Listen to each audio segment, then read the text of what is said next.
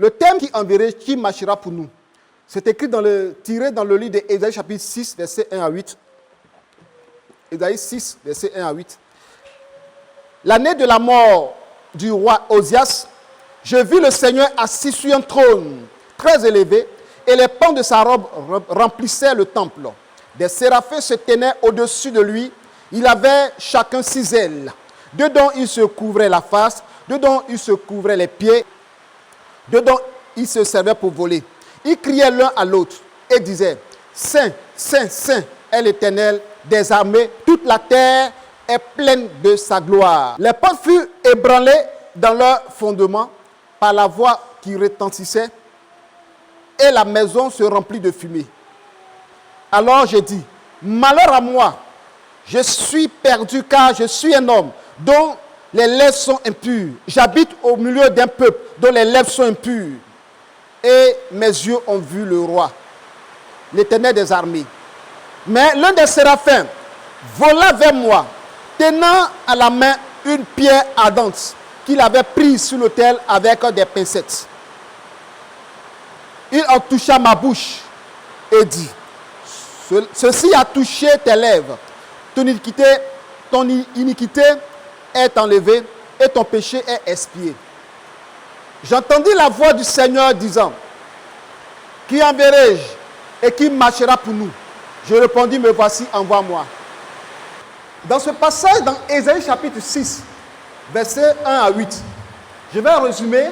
La parole de Dieu nous dit que l'année de la mort du roi Osias,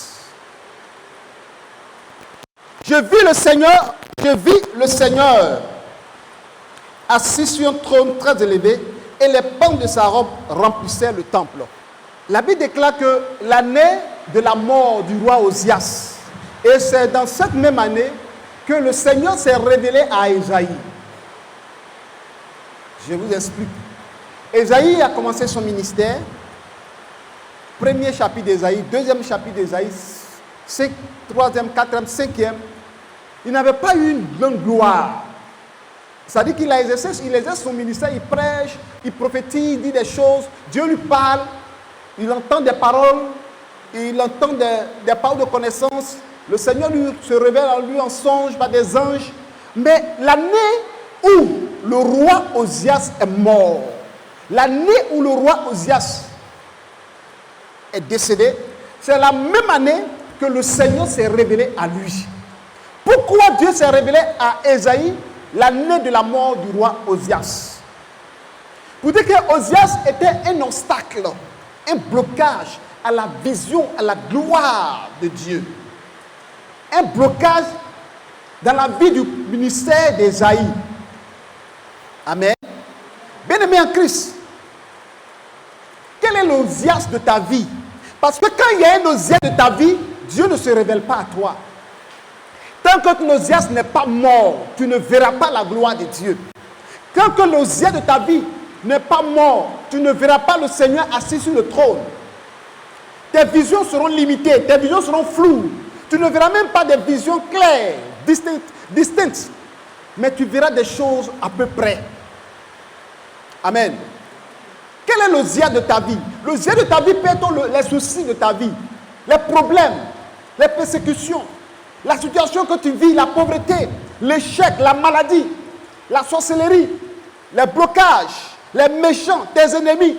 À cause de, tu ne peux pas voir la gloire de Dieu. Amen. Les soucis ont envahi ta vie. C'est ton Osias de ta vie. Tu ne peux pas voir la gloire de Dieu. Les soucis t'attaquent tout le temps. Tu ne peux pas voir la gloire de Dieu. Toujours tu as des soucis, des problèmes. Et toujours la maladie sur toi. Tu ne peux pas voir la gloire de Dieu.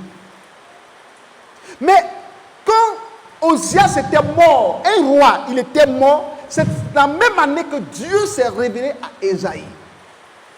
Il y a des personnes dans ta vie, leur présence ne permet pas Dieu de te bénir. Certaines personnes dans ta vie, leur présence ne permet pas, plutôt Dieu de t'accorder la grâce de Dieu. Leur présence ne permet pas à Dieu de t'accorder l'élévation, la vision, la gloire. Mais quand ces personnes quittent auprès de toi, que ces personnes meurent, que ces personnes s'éloignent de toi, Dieu se révèle à toi. Alléluia. La parole de Dieu déclare que lorsque Lot était avec Abraham, il y a eu trop de discours, trop de paroles, trop de choses avec les bergers de Lot et les bergers d'Abraham. Mais quand Abraham a dit, Lot, quand on se sépare, et quand ils se sont séparés, il a dit que si tu vas à gauche, j'irai à droite. Si tu vas à droite, j'irai à gauche. Ils se sont séparés. La Bible déclare que Abraham était assis. Et quand il était assis, la tête abaissée, Dieu s'est révélé à lui. Il dit, Abraham, lève tes yeux et regarde. Le pays que tu vois, tout le pays, le nord, le sud, l'est, l'ouest, tout ce pays se donne en héritage. Pourquoi? Parce que Lot était un enthousiasme auprès d'Abraham. Et cela fait que ta vie ne voit pas la gloire de Dieu. Certaines séparations dans ta vie, ça peut te faire mal parce que des gens se sont séparés de toi.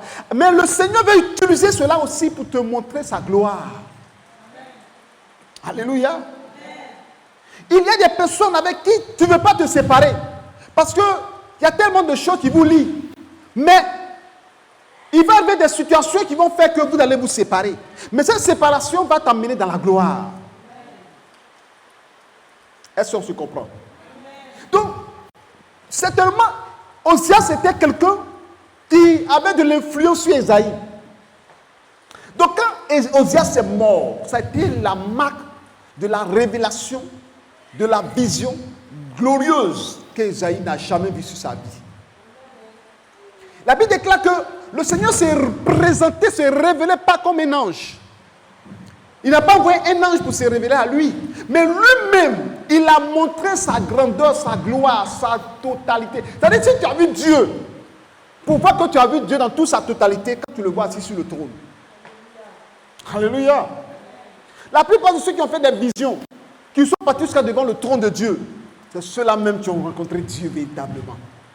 Alléluia. Ils peuvent voir le Seigneur Jésus avec eux. Mais, c'est-à-dire, c'est quand quelqu'un que tu as rencontré dans la rue. Tu peux rencontrer un ministre dans la rue. Tu peux rencontrer un général dans la rue. Tu peux rencontrer, il peut causer, ça va. Mais si tu le rencontres, tu vas jusqu'à chez lui à la maison. Il y a plus de valeur, il y a plus de crédibilité. Mais comment quelqu'un va voir Dieu assis sur le trône? Et Dieu va lui montrer la grandeur, sa grandeur, sa splendeur, sa puissance. Autour de lui, il y avait les 4 êtres vivants, les séraphins. Les séraphins, des choses que l'œil n'a jamais vues. C'est à partir de cette révélation qu'on a su qu'il y a des anges qui ont 6 ailes. Est-ce que vous comprenez? À partir de la vision d'Ésaïe, qu'on a su qu'il y a des anges qui ont 6 ailes. La plupart des anges que les gens nous dessinent, ils ont 2 ailes. Mais la révélation d'Ésaïe nous amène à une révélation encore plus en profondeur de la grandeur, de la puissance de Dieu. Alléluia. Et quand nous voyons cela, 6 ailes. Et la Bible a donné des interprétations très propres et très claires. Il dit les 2 ailes pour ne pas qu'on dise non, 6 ailes là, on n'a pas bien compris. Et la Bible va nous détailler pour dire qu'il y a 2 qui prennent pour fermer le visage, il y a 2 qui prennent pour fermer les pieds, et les 2 qui prennent pour s'envoler. Alléluia. Donc ça fait 6. Et ces anges étaient devant la présence de Dieu. Et ils ne font que dire Saint, Saint, Saint est l'Éternel des armées, le Dieu tout-puissant. C'est pourquoi on dit Dieu 3 fois, c'est parce qu'ils ont dit soit 3 fois, Saint, Saint, Saint, 3 fois, soit chaque fois dit 3 fois seulement, il ne dépasse pas. Saint, Saint, Saint est l'Éternel Dieu tout-puissant. Je vais aller directement à ce qu'ils ont dit. Verset 3. Ils criaient l'un à l'autre et disaient Saint, Saint, Saint est l'Éternel des armées. Toute la terre est pleine de sa gloire. Alléluia. Vous voyez, quand je suis arrivé sur ce passage, toute la terre est pleine de sa gloire, ça m'a ouvert encore l'esprit. Et toute la terre est pleine de sa gloire. Pour dire que tout endroit où tu arrives, où tu habites, il y a la gloire de Dieu là. Parce que toute la terre est pleine de sa gloire. Donc, si tu es serviteur de Dieu, si tu es quelqu'un qui n'est pas serviteur de Dieu, mais où tu es, il y a la gloire de Dieu là. À toi de savoir exploiter cette gloire qui est dans l'endroit. Parce que toute la terre est pleine de sa gloire. Même au cimetière, il y a la gloire de Dieu là-bas. Alléluia. Parce que le jour de la résurrection de la tempête, les gens sortiront, les chrétiens sortiront glorieux. Parce que là, sa gloire doit s'éclater là. Alléluia. Partout, il y a la gloire de Dieu. Amen. La terre est pleine de sa gloire. Donc, les 4 êtres vivants nous disent que c'est le Dieu Tout-Puissant. C'est le Dieu Tout-Puissant. Éternel des armées. Alléluia. Et Ésaïe regarde cette gloire. Il dit, mais je suis foutu. Mais je suis mort.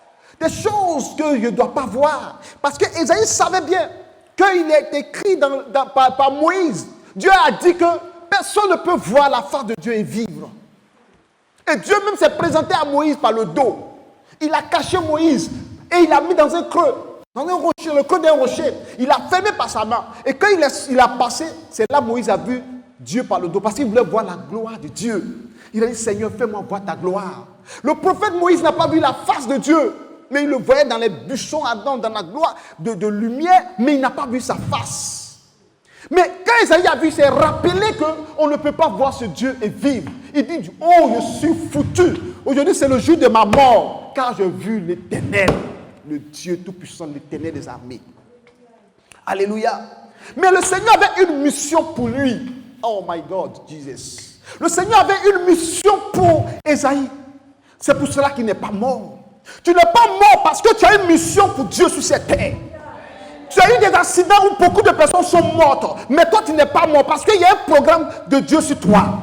Il y a eu des situations qui t'ont arrivé. Mais tu n'es pas mort parce que Dieu sait ce qu'il veut faire avec toi. Des maladies qui ont entraîné plus de personnes à la mort. Mais toi, tu n'es pas mort parce que le Seigneur a une mission pour toi. Il dit, personne ne peut voir ma face et vivre. Mais Esaïe, il l'a vu face à face, dans une gloire, assis sur un trône. Autour de lui, les 4 êtres vivants, les séraphins autour de lui. Et il était assis dans la gloire. Et autour de lui, les séraphins, il dit, mais je suis mort, pourquoi? Parce que j'ai les lèvres impures. Les lèvres impures, ça veut dire quoi? Je suis dans un peuple aussi qui ont les lèvres impures. On parle de la bouche. Les lèvres sont les lèvres de mensonges. Les gens sont dans la corruption, dans le mensonge, dans les calomnies, dans les murmures. Ce que Dieu n'aime pas. Les critiques. Mais comment? Moi qui suis, je suis tombé dans ces bassesses, et moi aussi je suis dans les calomnies et je vois Dieu. Vous savez, quand tu es devant la face de Dieu, la seule réaction que tu vas ressentir devant la face de Dieu, c'est ton péché. Et ce n'est pas n'importe quel péché. Le péché que tu es attaché à ça là, et ce péché sera révélé devant la face de Dieu. Alléluia. Pourquoi on n'a pas dit, je suis mort parce que je suis dans la colère de Dieu, je suis un homme qui aime la colère. Je suis mort parce que je vis dans l'adultère. Je suis mort parce que je vis ceci. Non! C'est le seul péché qui fatiguait Esaïe, sa bouche. Alléluia. Parce qu'il est au milieu des gens que leur bouche pêche aussi. Vous comprenez? Donc vous comprenez que si tu es dans un endroit que les gens aiment les moqueries, finalement toi tu vas devenir moqueur. C'est pourquoi le Seigneur dit de ne pas s'asseoir sur le banc des moqueurs. Vous comprenez? Donc Esaïe automatiquement, il a reconnu son péché et le péché de son peuple. Le péché que Dieu n'aime pas, les murmures, les calomnies, les critiques. La bouche qui prend parfois pour adorer les idoles. Tout ça. Et effectivement, c'est le Seigneur qui a révélé son état. Et la Bible déclare que l'un des anges, l'un des séraphins, d'un vol rapide, il va prendre des pincettes sur l'autel. Ça dit que quand la Bible parle de pincettes, c'est que c'est chaud. Tu ne pouvais prendre le feu dans sa main. Il a pris une pincette et il est parti sur l'autel. Et sur l'autel, il a pris comme ça, il a saisi le feu. Il est venu, il a touché les lèvres d'Ésaïe. Il dit, ceci a touché tes lèvres sont pures. Tes péchés sont expiés. Alléluia. Le feu de l'autel a purifié ses lèvres. Vous comprenez? Le feu. C'est pourquoi vous savez que celui qui veut marcher dans la grâce de Dieu, il doit vivre dans la sanctification. C'est pas parce qu'il est pécheur que Dieu ne peut pas se révéler à lui. Dieu s'est révélé à lui, mais pour que Dieu l'amène en mission. Parce que sa bouche là doit être une bouche pure pour proclamer sa parole, pour prophétiser. Qui enverrai-je? Et lorsque la bouche d'Ésaïe a été purifiée, sanctifiée, alléluia, c'est à partir de là que le Seigneur va lui dire, qui enverrai-je? Alléluia. Qui marchera pour nous? Et quand il a dit ça, Ésaïe savait que maintenant, il peut partir, il est pur. Il dit, me voici, envoie-moi. Alléluia. Mais voici, envoie-moi. Et c'est ainsi que le Seigneur maintenant va lui donner la parole, va lui donner la mission, ce qu'il doit faire, ce qu'il doit faire, ce qu'il doit faire, ce qu'il doit faire. Bien-aimés en Christ, qu'est-ce que Dieu veut nous dire par ce message? Le Seigneur veut envoyer des gens en mission. Je sais, veut envoyer des gens dans son champ. Quand on parle de champ, c'est le ministère. Quand on parle d'aller partout, c'est l'évangélisation. Mais combien d'entre nous vont en mission? Combien d'entre nous vont sur le terrain de mission évangéliser? Pourquoi? Parce que le péché retient beaucoup d'entre nous. Le péché nous retient. Alléluia. Mais ce matin, nous sommes purifiés dans le sang de Jésus. Le péché te retient et tu n'arrives pas à avancer. Le péché fait que tu ne peux pas faire quelque chose parce que toi-même là, tu ne peux pas parler au dehors parce que ce que tu vis ne te permet pas de parler aux gens. Tu te connais toi-même que tu es une menteuse, tu es un menteur. Tu te connais toi-même que tu es rempli de haine. Tu te connais toi-même que tu ne pardonnes pas. Tu te connais toi-même que tu vis dans le péché sexuel, dans la débauche, dans le vol, dans l'escroquerie. Tu te reconnais toi-même que celui-là même qui a la haine contre son prochain. Et tu ne peux pas.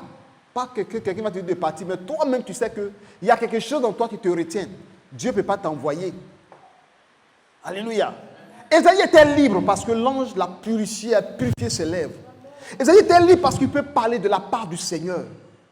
Le thème, qui enverrai-je? Qui marchera pour nous? Regardez combien de fois Dieu, avant que Dieu ne se révèle à Ésaïe, il y avait qui? Il y avait des anges. Et pas n'importe quels anges, ce sont des autorités. Parce que la Bible parle des dominations, des autorités, des principautés. Et il y a d'autres qui ont été précipités sur la terre.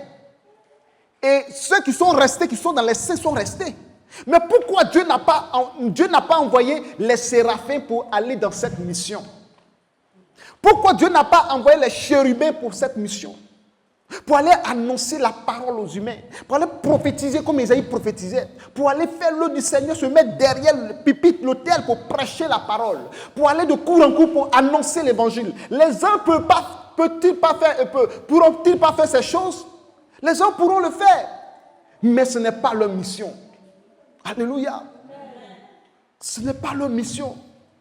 Dieu cherchait sur la terre un homme qui est né d'une chair, qui est né de l'esprit, âme et corps. Un homme qui a le sang en lui, mais les anges n'ont pas de sang.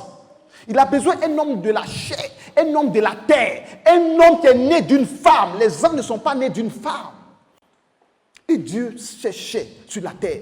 Et ce jour-là, il a trouvé un, c'était Ésaïe. Mais Ésaïe n'était pas prêt. Ésaïe n'était pas capable de le faire parce qu'en lui, il y avait le péché. Ne te dis pas que tu n'as pas de valeur. Tu as de la valeur devant le Seigneur. Parce que Dieu, c'est que ces principautés ne peuvent pas le faire. Le Seigneur te confie comme quelqu'un insignifiant. Est-ce que vous comprenez le message? Ce que les séraphins, ceux qui ont 6 ailes ne peuvent pas faire, tu peux faire. C'est à toi que le Seigneur a regardé autour de lui. Il peut dire que, mais vous êtes puissant, vous avez ma gloire, vous avez ma force. Allez-y sur la terre. Ils ne peuvent pas. Ce n'est pas leur mission.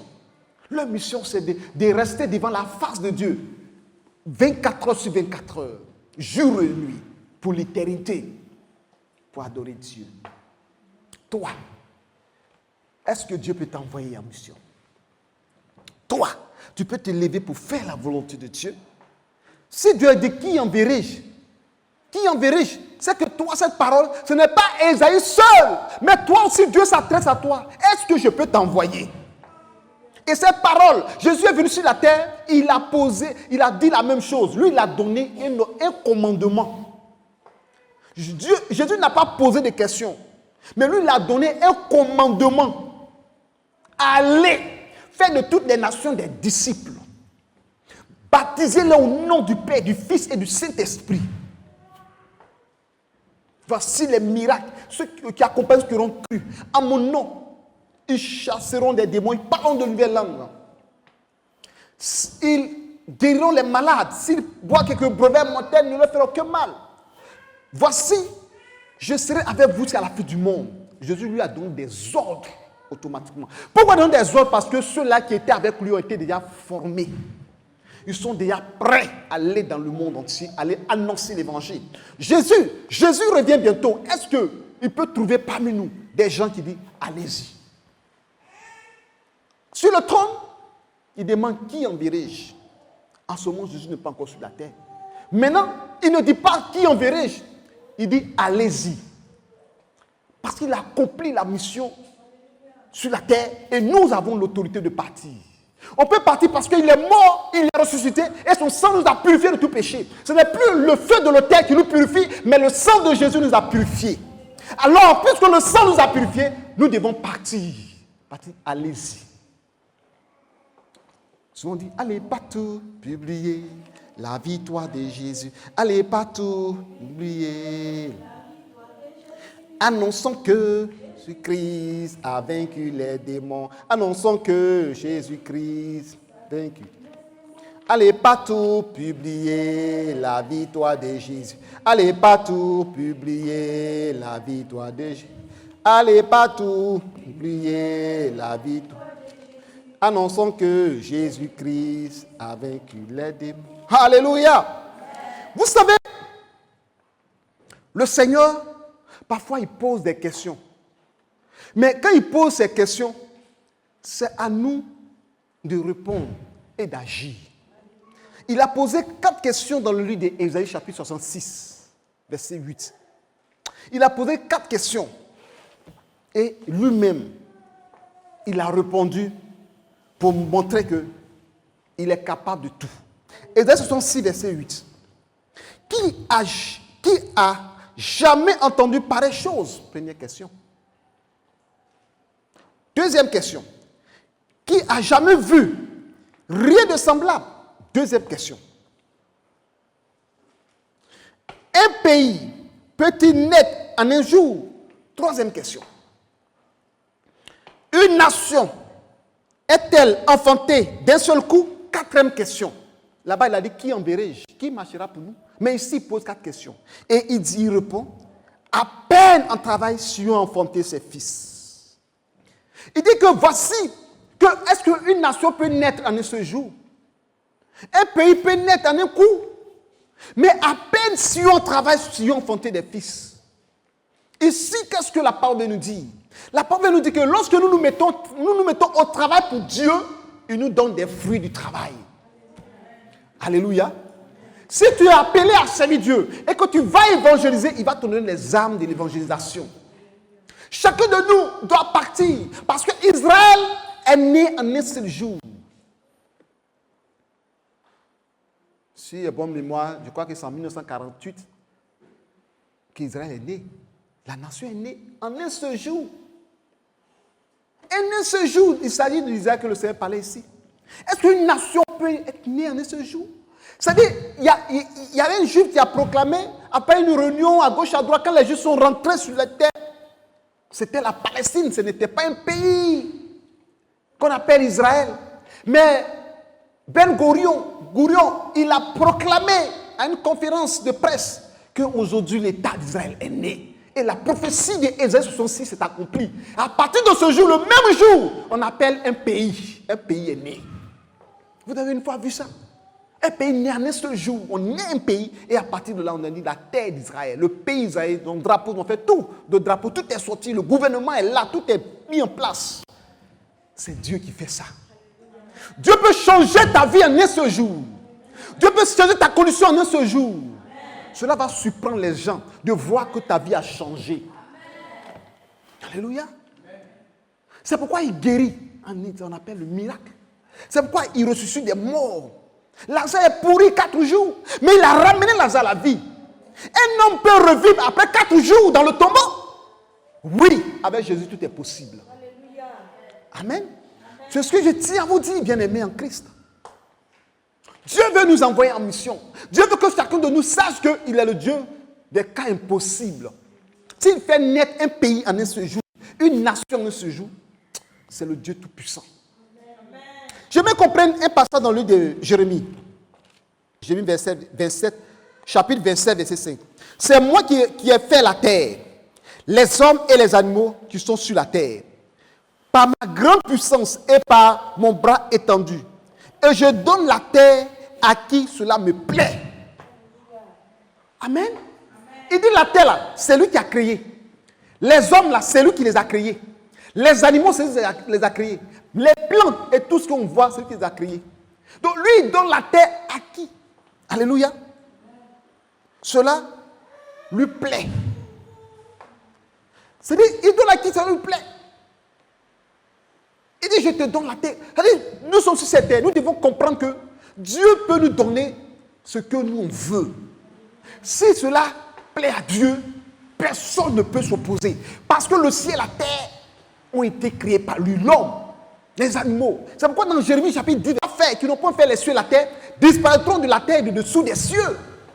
Ils n'ont pas rien créé.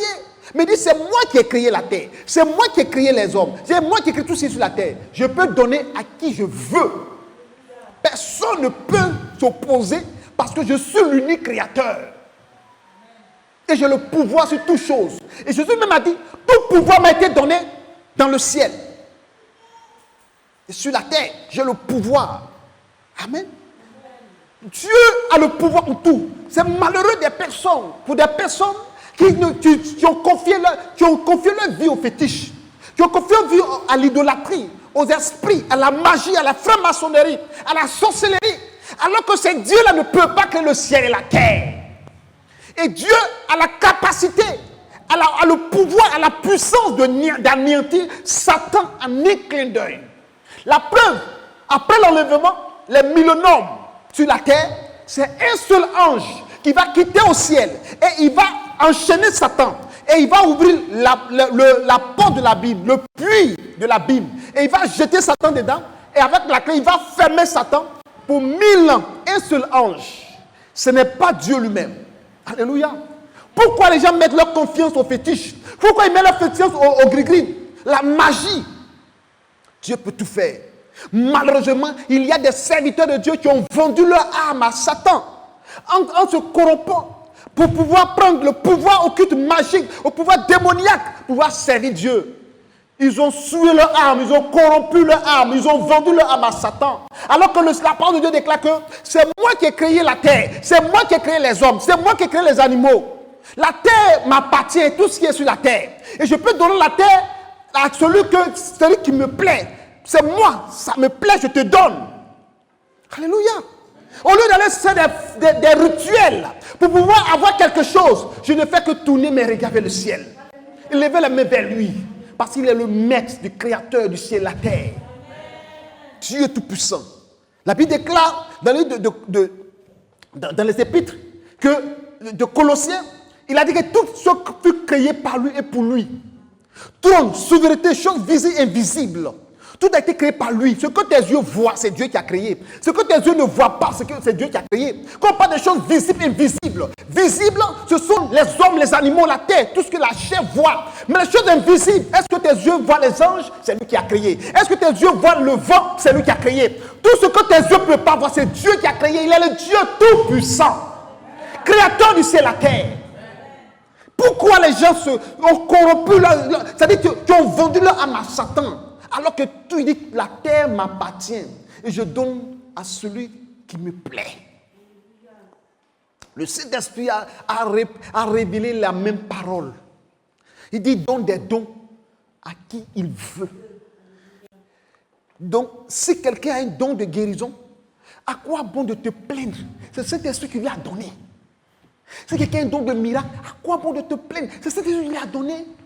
Si tu as quelqu'un riche, c'est Dieu qui lui a donné ses richesses. À quoi bon de faire jalousie? C'est Dieu. Il a donné à qui lui il veut. Il veut. Pourquoi? Parce que nous ne comprenons pas que Dieu sur la terre peut faire toutes choses pour nous. Nous devons connaître que notre Dieu a une dimension pas possible. Si tu ne connais pas Dieu, va au bord de la mer et regarde l'étendue de la mer. Et donne-moi la limite de la mer et je déposerai mon micro et je dis, ne sais plus Dieu. Si tu connais Dieu, si tu veux me défier et défier mon Dieu, mets-toi et regarde les étoiles des cieux. Compte le nombre des étoiles et donne-moi le nombre des étoiles. Je déposerai le micro et je ne prêcherai plus parce que mon Dieu est incapable. Si tu peux compter. Si tu peux compter les grains de sable sur la terre et l'homme, qu'il a créé. Est-ce que tu peux compter les cheveux d'une personne? Mais la parole de Dieu déclare que même les cheveux de notre tête, sur nos têtes, il connaît le nombre de cheveux que nous portons. Va aller dans un salon de coiffure et qu'il prenne les tondeuses et qu'il te coiffe. Regarde combien de cheveux qui tombent par terre. Est-ce que tu peux connaître le nombre? Mais Dieu connaît le nombre. Le nombre de pas sur la terre que tu fais. Le jour où tu seras dans le ciel, il te dira, mon fils, tu as fait 1 milliard de pas depuis ta naissance dans ce jour. Toi, tu as fait 100 millions de pas depuis ta naissance en ce jour. Quand tu étais bébé, tu as fait 4 pattes. Pendant les 4 pattes, tu as fait tel nombre de 4 pattes. Il est Dieu, il connaît tout, il sait tout. Il est capable de tout. Et ce Dieu-là, nous devons l'adorer. Et nous devons savoir qu'il est au-dessus de tous les dieux. Il est l'admirable, il est le conseiller, il est le prince de paix. Il est puissant, l'éternel des armées. Moi, je vous dis, il va y avoir un moment où je vais prêcher. La nuée va descendre. La gloire va descendre. Je vais prêcher, les anges vont descendre. Dieu m'a révélé. Les yeux charnés vont voir les anges dans la salle. Parce que moi, je le sais. C'est pourquoi le diable m'empêche de servir Dieu. Parce que le seul que je suis en train de vous prêcher, il y a une atmosphère qui a changé ici. Amen. Parce que Dieu fait des grandes choses. Quand Dieu veut faire des grandes choses avec toi, Satan aussi veut faire des grandes choses avec toi. Ces grandes choses, c'est d'empêcher d'avoir des grands démons pour t'empêcher de réussir. Mais quel que soit le temps que ça va prendre, il fera jour un jour. Tu ne resteras pas comme ça. C'est pourquoi ce matin, ta présence ici, ce n'est pas au hasard. C'est parce que Dieu veut montrer ton identité, qui tu es. Toi, tu m'écoutes, ce n'est pas au hasard que tu es tombé sur cette vidéo. Parce que le Seigneur veut te montrer qui tu es. Tu as de la valeur. Il y a des milliers de personnes. Il a plu à l'Éternel de te créer parmi ces milliards de personnes. Il y a des personnes qui n'ont pas existé, mais toi, tu existes. Tu n'es pas n'importe qui. Il a choisi un temps pour toi. C'est pourquoi personne ne va dire que Dieu ne l'aime pas. Dieu nous aime tous. Personne ne doit se glorifier parce qu'il est tel peuple, telle ethnie, telle région, telle nation. Dieu connaît tout. Il sait tout. La Bible déclare que Dieu ne regarde pas ce qui frappe aux yeux de l'homme, mais ils sont le cœur des reins. Il y a des gens qui s'enorgueillissent dans leur beauté. Ils s'enorgueillissent, non, je suis beau, moi je suis ceci, je suis cela. Dieu s'en fout de ça. Ce que Dieu veut en toi, comme une beauté qu'il veut voir en toi, c'est la pureté de ton cœur. C'est la manière de l'adorer. C'est la manière de se consacrer à lui. Il t'aime, il t'aimera pour toujours. Il t'aime parce que non, nous sommes les plus beaux de la terre. Dieu t'aime parce que nous sommes le peuple le plus fier. Nous sommes ceci. Dieu ne connaît pas ça. Alléluia. Dieu ne connaît pas ça. Même David, la Bible déclare que David était beau. Des cheveux étaient blonds, un enfant très beau. Mais quand David avait péché, Dieu l'a réprimandé avec sévérité. Alléluia. C'est vrai parce que tu es là, Dieu t'a choisi, que tu as fait n'importe quoi. Dieu n'aime pas ces choses. Dieu aime des gens qui marchent dans la sincérité, dans la fidélité, dans la crainte du Seigneur. Dieu n'aime pas des gens qui suivent leurs pensées, qui suivent leurs regards. Dieu aime des gens qui marchent dans sa gloire. Dieu veut rendre témoin de toi comme il a rendu témoin à Job. Dieu veut dire que c'est mon serviteur. Je sais que mon serviteur là, il n'ira pas en enfer, il sera fidèle jusqu'à la mort. À sa mort, et il me suivra, il viendra chez moi. Bien-aimé en Christ, il y a des choses que j'ai prêchées, les gens ne croient pas. Il y a des choses que tu peux faire sur cette terre. Et ces choses que tu as fait sur cette terre, à un moment donné, Dieu peut rendre témoin dans les cieux. Il dira à l'ange, regarde mon fils, là qu'il a posé, ne permet pas que Satan le traîne à l'enfer. Suivez-le jusqu'à ce qu'il rentre à la maison. Quel acte tu as posé dans la maison du Seigneur? Quelle action que tu as posé dans la maison de Dieu? Il y a des actes que nous posons qui touchent Dieu. Abraham a pris son fils, son unique, et il a voulu sacrifier à Dieu. Il dit, Abraham, je jure par mon trône, que je t'ai dit que, Abraham, je vais te bénir à l'infini. Il y a des actes que nous posons sur les titres de cette terre. Peut-être tu as donné à manger à un mendiant, parce que tu as posé un acte quelque part. Tu as donné un habit à quelqu'un, mais cela tu n'as pas considéré, mais Dieu a considéré cet acte comme un acte fort. Ne vous lassez pas de faire du bien. Ne vous lassez pas de faire du bien. Continuez de faire du bien. Continuez de faire du bien à vos proches. Faites de faire du bien à des gens. Et Dieu lui seul donnera la capacité, la gloire. Alléluia. Dieu combattra pour toi. La Bible déclare que si Dieu est pour nous, qui sera contre nous? Ce n'est ni la puissance des ténèbres, ni la puissance des anges, ni la puissance de domination. Que soit tout ce que peut se présenter par Jésus-Christ, nous sommes plus que vainqueurs. Par celui qui nous a choisis. Par celui qui nous a choisis. Alléluia. Je vous le dis, quelqu'un doit croire que nous avons un véritable Dieu. Et que le temps est proche. Jésus arrive bientôt, on va nous chercher. Mais il faut que tu saches que avant que Jésus ne te cherche, prépare-toi à la rencontre de ton Dieu. Oh Israël, prépare-toi à la rencontre de ton Dieu. Oh Israël, prépare-toi à la rencontre de ton Dieu. Ce monde en train de passer, le diable en train de créer des choses pour pouvoir amener les actes à la perdition, en multipliant des vidéos de perversion sexuelle, en multipliant des choses comiques. On regarde sur des vidéos, on rit, pendant des heures, on rit. Tout ça pour nous empêcher de nous approcher de Dieu. Cours ces moments-là et fixe tes regards vers le Seigneur. Paul a dit, je fais une chose, oubliez ce qu'il y a en arrière, mais portant mes regards sur ce qu'il y a en avant. Je cours vers le but pour avoir la vocation céleste de Dieu. Un enfant de Dieu qui ne cherche pas les choses d'en haut, c'est qu'il a raté son but. Un enfant de Dieu, un chrétien doit chercher les choses d'en haut, les choses impérissables. Parce que lui-même, il a dit, le trésor que lui va te donner, la ruine ne peut pas détruire. La fourmi ne peut pas détruire. Bien-aimé en Christ, le temps est arrivé où tu dois savoir que Jésus est à la porte. Il revient bientôt. Qui en dirige? Qui marchera pour nous? Comment Dieu peut poser question à un homme? Est-ce que quelqu'un peut marcher devant Dieu? Est-ce que quelqu'un peut marcher devant Dieu? Mais lui dit, qui va marcher pour nous? Qui va marcher pour nous? Et quelqu'un se dit, mais voici, envoie-moi. Que le Seigneur nous bénisse. Amen. Que la grâce de Dieu soit sur vous. Amen. Et que tout ce que vous allez gagner, sachez que vous gagnez ça. Dans le nom précieux de Jésus-Christ. Que le Seigneur bénisse vos maisons. Et que les activités prospèrent. Dans le sang de Jésus-Christ de Nazareth. Nous allons nous arrêter là.